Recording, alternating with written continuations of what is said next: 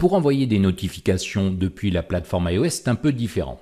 Donc on va ici, depuis un nouveau projet, tout simplement voir comment on peut envoyer une notification vers un périphérique mobile équipé du système d'exploitation iOS. Donc je suis ici sous Unity, sous Mac, et la première chose que vous allez devoir faire, c'est aller au niveau de votre Package Manager pour vérifier que vous avez bien ici Mobile Notification qui est installé.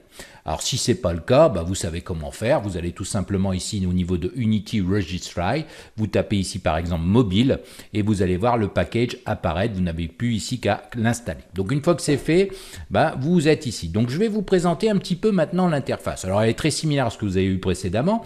J'ai un canvas avec un bouton dans lequel j'ai écrit le texte Send Notification et ça va nous permettre tout simplement de tester les notifications sur un appareil qui est équipé d'iOS.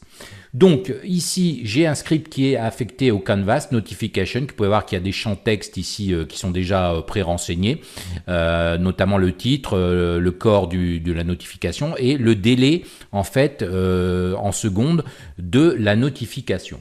Donc évidemment au niveau du bouton, j'ai tout simplement ici glissé le canvas et je vais dans le script notification et je vais chercher une méthode publique qui s'appelle ici send delayed notification.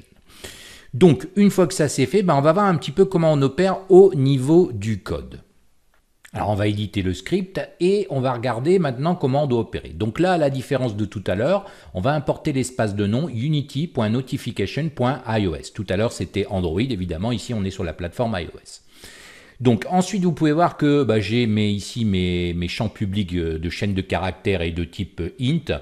C'est très simple, c'est le contenu et le titre de la notification. Ici 5 secondes de délai avant l'envoi. Donc ensuite, on va tout de suite s'intéresser à la méthode publique qui s'appelle Send Delayed Notification. Donc on vérifie tout simplement que la notification délai en seconde est plus petit ou égal à 0.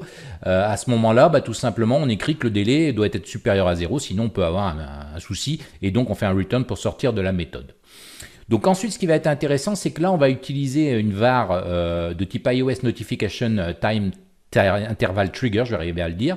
En fait, on va instancier un nouvel objet qui va s'appeler time trigger et grâce à ça, ensuite, à l'intérieur des accolades, on va mettre un time interval et on va déclarer un système time span qui va nous permettre tout simplement de faire un genre de compte à rebours, je dirais, de délai.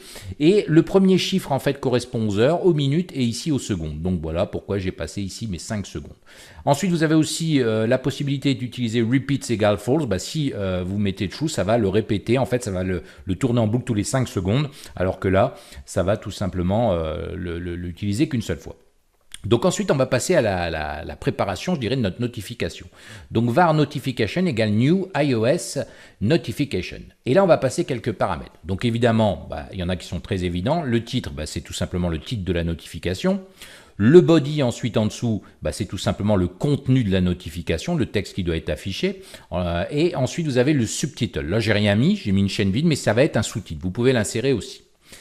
Alors, vous avez Show in Foreground, qui peut être assez intéressante parce que si vous le passez à True, ça veut dire que même si votre jeu est en cours d'utilisation, la notification sera visible. Si vous le passez à False, elle ne sera pas visible. Donc là, vous avez le choix, en fait, avec ça. Ensuite, vous avez Foreground Presentation Option. Alors ça va permettre tout simplement ici de choisir l'aspect. Et là, ça va être tout simplement une alerte. Mais vous avez les badges, les bannières, les listes. Nous, ça va être une alerte sous forme de notification. Ensuite, vous avez la Category Identifier. Donc ça, c'est pour spécifier la catégorie en fait de notification si vous en avez une. Ensuite, le Thread Identifier. Alors ça permet de spécifier un identifiant thread pour la notification.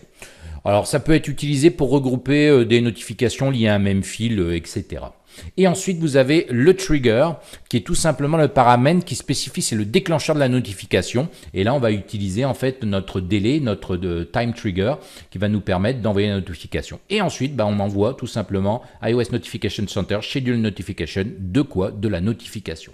Donc une fois que vous avez compris le principe, c'est assez, c'est pas très différent, je dirais, de Android, mais ça fonctionne de cette manière-là. Donc maintenant, ce qu'on va faire, c'est tout simplement compiler pour tester ça directement sur le périphérique iOS. Donc je fais un build and run, j'enregistre les modifications. Et évidemment, on va patienter maintenant le temps que ça compile vers le périphérique iOS. Alors évidemment, Xcode s'ouvre. Là, ça me demande de déloquer mon smartphone parce que il est loqué. Donc je le fais. Et ça va maintenant se lancer sur mon smartphone. Donc on peut voir l'application qui s'ouvre.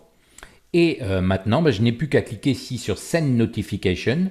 Et normalement, je vais patienter 5 secondes et on devrait voir la notification qui apparaît comme on l'a vu sur Android. Et vous pouvez le voir. Alors, à noter que sur iOS, vous avez moins en fait la main sur la notification. Vous pouvez voir qu'ici, c'est l'icône par défaut de l'application qui va être affichée. Vous n'avez pas la possibilité en fait de personnaliser en mettant un icône, un small icon, un large icon, comme on aurait pu le faire.